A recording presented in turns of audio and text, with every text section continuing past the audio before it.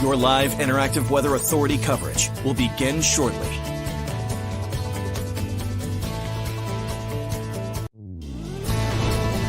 Your live Weather Authority coverage starts right now.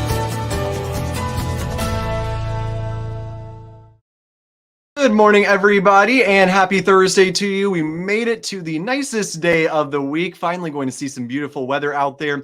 Great prep weather out ahead of course, Hurricane Lee, which we've been tracking for just about the past 10 days all across the state and as it has moved all across the Atlantic Ocean. And of course, looking ahead to some impacts across the state on Saturday. So thanks for joining everybody as everyone tunes in, of course, talking about Hurricane Lee. And today, though, not dealing with Hurricane Lee. A beautiful day today, mid-70s, sunny skies. If you've got a boat in a marina somewhere, good day to maybe pull it out of the water before things start to go downhill. So let's track out the timing of Lee as we head into Saturday. Of course, today, no impacts with the weather. It's just going to be a beautiful, dry, and sunny day. If you haven't been outside yet, step outside. It feels amazing. Definitely great weather to get outdoors for. As we head into Friday, clouds going to begin to increase during the morning hours. It will be pretty overcast during the afternoon on Friday, right around 70 degrees tomorrow. Still quiet though. No issues on Friday. Still good weather to get any Lee preps done, fill up your generator, charge whatever you need. Good weather for it tomorrow on Friday. Saturday's when things start to go downhill. Arriving Saturday morning, we'll start to see that rain right around 7 a.m. building on in, and then widespread showers and storms moving in as we head into Saturday mid-morning into the afternoon. We're going to see that widespread rain out there as well Saturday midday. That looks like when we'll see the worst of the conditions right around midday Saturday. That's when the tide will be high. That's likely when we'll see some of the strongest winds, and we'll be seeing some of the worst rain as well. Now, the good news is we've had some positive trends with Lee over the past 24 hours. And one of those trends has been for a much drier storm for central and southern Maine. Looks like the rain shuts off. Early afternoon, it's over. We're going to be very dry out there. In fact, there could even be some sunshine out there later on Saturday afternoon and into the evening. The winds are still going to be there, but the rain doesn't look like it's going to be a major factor with Lee on Saturday away from, or at least I should say, away from down east Maine. Down east Maine, you're getting the worst of everything. The rain, the wind, the surge, the waves. Central and southern Maine, though, we might avoid the worst of it. And looking at trends from this morning, looks like there's some potential for less impacts here in the western and southern portions of the state. So we're going to continue to watch that. Hopefully things trend towards less of a high impact scenario here as we head into this weekend. So let's take a look at our Hurricane Lee current track of this morning as of 8 a.m. That's when we've gotten our newest update in. Lee now forecast to go east of Maine. As of yesterday, we were looking yesterday morning, it had shifted back west. It looked like a Maine landfall was looking likely. Not so today. And I think we're pretty much done with major shifts in the track here. It's likely to stay to the east, go into Nova Scotia, but still going to see impacts here in Maine because it's just going to be such a big storm. In fact, could even trend a little more east. I wouldn't be surprised if it ends up going a little bit further to the east than what this track is showing. But definitely a positive trend for us here in Maine. Hopefully that will help to minimize the threat of widespread outages in southern Maine. Now, down east Maine, we're likely to see those no matter what.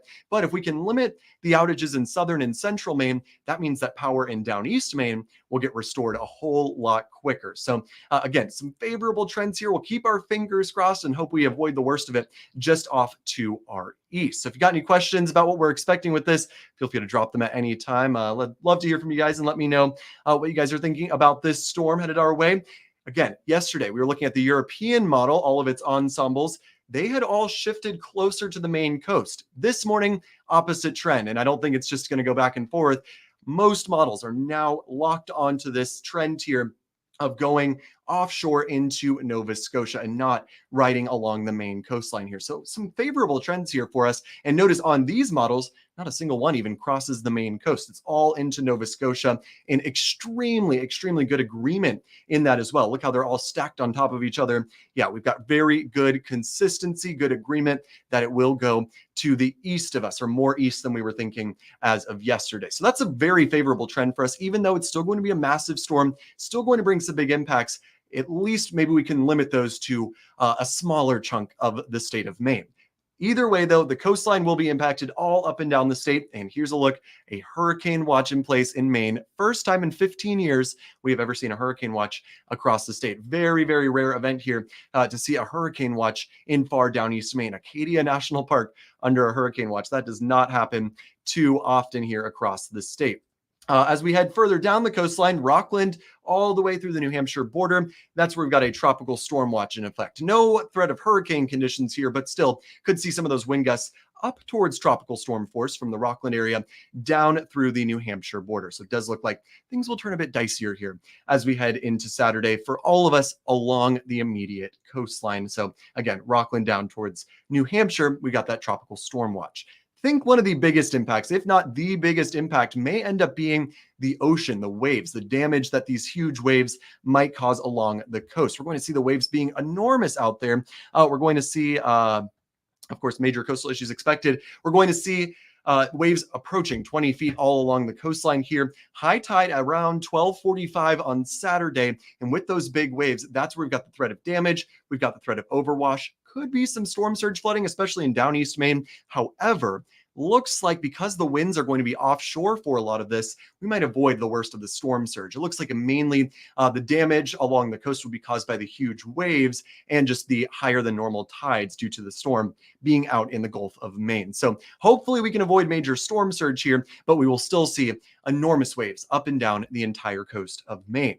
Let's talk about the winds, though, because those are also, of course, going to be a big factor here. We've got saturated soils, we've got stressed trees, we've got leaves still on the trees. So that's why it's not going to take a whole lot to cause a lot of power outages. Mid-coast to down east Maine, that's where we're likely to see the biggest risk of power outages. Gusts up to 50 miles per hour. If not more, we'll likely see wind gusts even approaching 60 to 70 miles per hour along the immediate coastline, Rockland, down through Calais, the far eastern portion of the state, far to the New Hampshire border. So, or New Hampshire international border, I should say, down to the east. Now, if you're further inland, Bangor, Augusta, Lewiston, down through the greater Portland area, Sanford, all of the Casco Bay region, winds not likely to be as strong, up to 40 miles per hour, potentially some stronger gusts, but that still would be enough to cause some power outages. As we saw with the storms in York County last Friday, we had a potent storm that rolled through. That caused about 50,000 outages. So we're likely to see outages no matter what with these kind of winds, just because of the very stressed nature of the trees and the very saturated soils as well. So gusts up to 40 miles per hour. It's further inland towards the mountains. That's where winds will be lightest and the lowest risk of seeing any major damage or power outages up in the mountains. Should be pretty manageable. There likely could be a scattered outage or two, but it looks like more towards the coastline, that will be the higher impact from Lee. So you can see those 40-mile-per-hour gusts across the central portion of the state.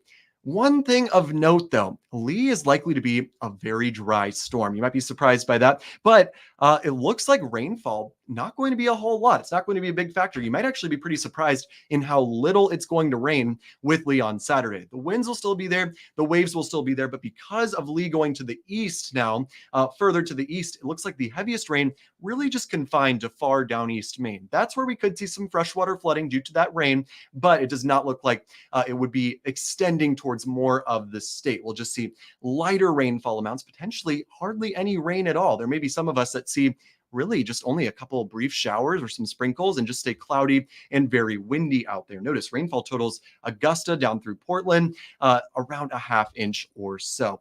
Suzanne asking a great question about Lisbon Falls up near the Augusta area. I think the winds there are going to be your biggest factor, Suzanne. There's not a huge crazy risk of flooding rains, which of course we love to hear after this incredibly wet summer. The winds are going to be the problem there. I don't think it's going to be anything devastating for you, but there is a pretty good risk that you could lose power just because of the saturated soils. It just won't take too much for the trees to come down onto the power line. So I would say prepare to lose power. Even if you don't, it's always good to be prepared, but I would say prepared to lose power. It looks like Oxford will fare okay. Yeah, Mike, I'm actually feeling pretty good about Oxford. There could be some gusty winds there. There could be still a scattered power outage or two, but Looks like the rain totals in Oxford, not going to be that great. Looks like the winds up there, not going to be as strong either. So that might be some really good news up in the Oxford area. Of course, we've got, I think the Oxford Bears going on as well, heading through the end of this week and into the weekend. So great question, Mike. And if anyone has any questions about impacts in their area, we can start to narrow those down a little bit more now. So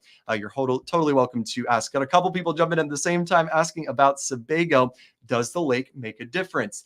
Excellent, excellent, excellent point here, Devon. Does look like the lake does make somewhat of a difference because of how open it is and flat.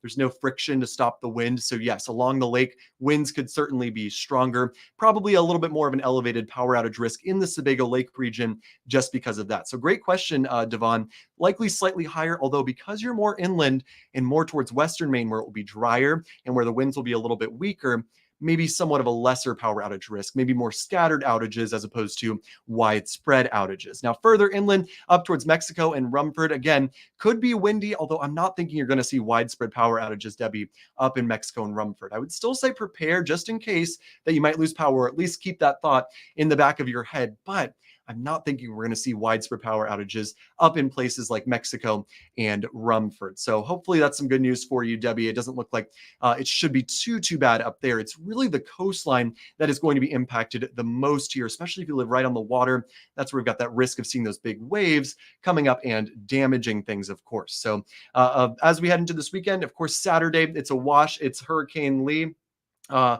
It's Hurricane Lee on Saturday, temperatures in the 60s. By Sunday, though, we're in the upper 70s. Sunny skies looking really nice out there. Lee is out of our hair very quickly. So Sunday looks great. And hopefully the nice weather following Lee, Sunday, Monday, Tuesday next week, should help to restore power to those that lose it really, really quickly. So hopefully we can get that done. Hopefully we can avoid the worst impacts from Lee here across the state. So I'm going to go back through some of our Lee headlines and graphics here. I want to talk about where the worst impacts are likely to be. And I also want to talk about, again, why we've seen a shift to the east. So you can see here's the current track of Lee.